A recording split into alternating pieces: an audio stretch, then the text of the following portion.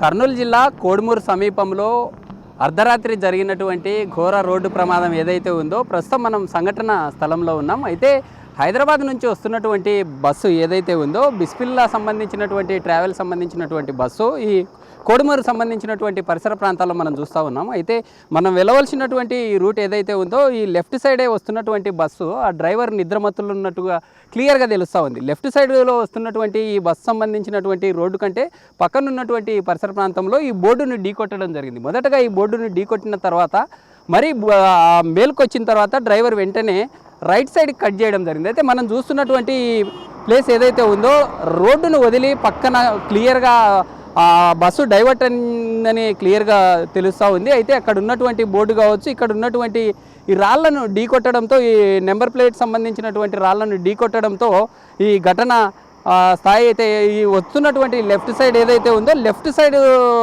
రావాల్సినటువంటి bus driver సరిగా drive చేయని పక్షంలో ఈ యొక్క బస్సు అయితే పూర్తిగా రోడ్డు పక్కన దిగిందని చెప్పుకోవచ్చు. అయితే రోడ్డు దిగిన తర్వాత డ్రైవర్ ఆ నిద్రమత్తుల నుండి బయటకు వచ్చిన తర్వాత బస్సునే యథావిధిగా రోడ్డుకి సంబంధించినటువంటి లెఫ్ట్ సైడ్ వెళ్ళడానికి ట్రై చేసినటువంటి సందర్భాలను మనం చూస్తూ ఉన్నాం. అయితే మనం క్లియర్గా బస్సు రోడ్డు దిగిన తర్వాత మరి తార్ రోడ్డుని ఎక్కినటువంటి విజువల్ని మనం క్లియర్గా చూస్తూ ఉన్నాం. అయితే ఆ బస్సు వచ్చినటువంటి సందర్భం దాదాపుగా 200 మీటర్స్ మేర ఈ ఘటన జరిగినటువంటి ప్రదేశం ఏదైతే ఉందో ఇక్కడ తార్ రోడ్డు మీదకి బస్సు రావడం జరిగింది. అయితే వచ్చినటువంటి క్రమంలో లెఫ్ట్ సైడ్ వెళ్ళవలసినటువంటి బస్సు ఏదైతే ఉందో లెఫ్ట్ సైడ్ వచ్చేటటువంటి బస్సు ఏదైతే ఉందో ఇక్కడ ఉన్నటువంటి ప్లేస్ ఏదైతే ఉందో లెఫ్ట్ సైడ్ కాకుండా రైట్ సైడ్కి వెళ్ళిపోవడం జరిగింది. అయితే పూర్తిగా రైట్ సైడ్కి వెళ్ళిపోవడంతో రైట్ సైడ్కి వెళ్తున్నటువంటి క్రమంలో పూర్తిగా ఇక్కడ చూడొచ్చు మనము వెళ్తున్నటువంటి ఈ రోడ్డు ఏదైతే ఉందో పూర్తిగా లెఫ్ట్కి కాకుండా రైట్ సైడ్కి అదుపు తప్పి బస్సు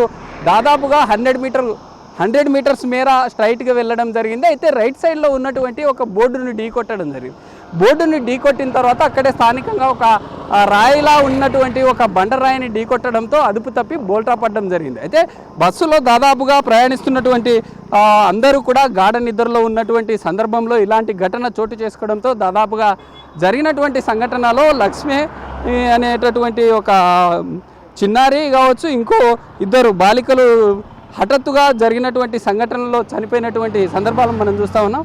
విజువల్స్లో కూడా మనం క్లియర్గా చూస్తూ ఉన్నాం. అయితే ఈ విజువల్స్లో ఉన్నటువంటి ప్రయాణికులు హైదరాబాద్ నుంచి ఆదోనికి వెళ్తున్నటువంటి క్రమంలో వారు ఆ ఫుడ్ కావచ్చు లేదా వివిధ రకాలైనటువంటి తమ యొక్క సామాన్లను తీసుకెళ్తున్నటువంటి సిచ్యువేషన్ మనం చూస్తూ ఉన్నాం. అయితే బస్సు వచ్చినటువంటి క్రమం అయితే మనం చూసాం. స్టార్టింగ్ నుంచి ఎండింగ్ పాయింట్ వరకు హైదరాబాద్ నుంచి ఆదోనికి వెళ్తున్నటువంటి క్రమంలో ఇలాంటి ఘటన చోటు చేసుకోవడంతో ఒక్కసారిగా అందరూ గాఢ నిద్రలో ఉన్నటువంటి క్రమంలో ఈ 5 గంటల ప్రాంతంలో ఈ ఘటన జరగడంతో ఒక్కసారిగా అందరూ ఉలికిపడడం జరిగింది. అయితే జరిగినటువంటి ప్రమాద సంబంధించినటువంటి ఘటనలో అందరూ కూడా ఆ సందర్భాన్ని చూసి ఒక్కసారిగా కేకలు వేయడంతో స్థానికంగా ఉన్నటువంటి పరిసర ప్రాంత గ్రామాలు కావచ్చు లేదా రోడ్డు మీద ప్రయాణిస్తున్నటువంటి వారు ఒక్కసారిగా వాళ్ళందరినీ అలర్ట్ చేసినటువంటి సందర్భాలు క్లియర్గా కనిపిస్తూ ఉన్నాయి. అయితే మనం చూసాం కదా. అయితే సంఘటన జరిగినటువంటి సందర్భం బిస్మిల్లా ట్రావెల్ సంబంధించినటువంటి కార్స్ కూడా మనకు క్లియర్గా కనిపిస్తూ ఉన్నాయి. అయితే ఈ ట్రావెల్స్ ఆదోనికి సంబంధించినటువంటి బస్సుగా కూడా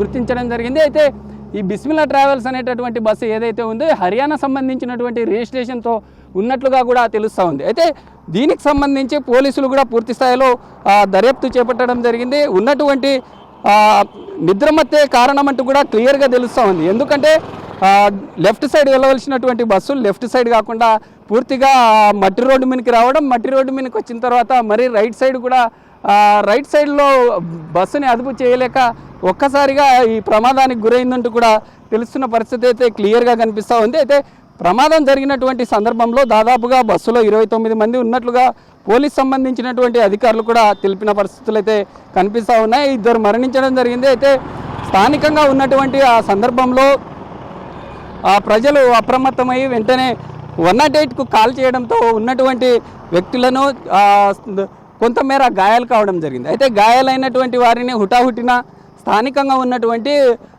4 కిలోమీటర్ల పరిధిలో ఉన్నటువంటి కోడుమూరు ప్రభుత్వ హాస్పిటల్ కావచ్చు, ఇక్కడ ఉన్నటువంటి విశ్వభారతి సంబంధించినటువంటి హాస్పిటల్లో కొందరిని, కర్నూలు సంబంధించినటువంటి ప్రభుత్వ హాస్పిటల్లో మరికొందరిని చేర్పించడం అయితే జరిగింది. అయితే ఇప్పటికే 2 మరణించడం జరిగింది. మిగతా 3 పరిస్థితి కూడా సీరియస్గా ఉన్నట్లుగా తెలుస్తూ ఉంది. అయితే చూడాలి అధికారులు ఇప్పటికైనా ఈ ప్రైవేట్ సంబంధించినటువంటి ట్రావెల్స్ మీద ఎలాంటి చర్యలు తీసుకుంటారు?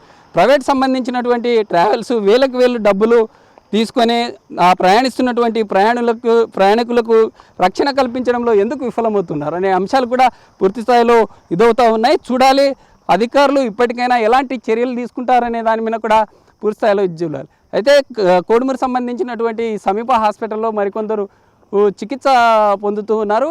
చూడాలి అంటే ఇప్పటికే ముగ్గురు కూడా సీరియస్గా ఉన్నట్లుగా కూడా తెలుస్తూ ఉంది.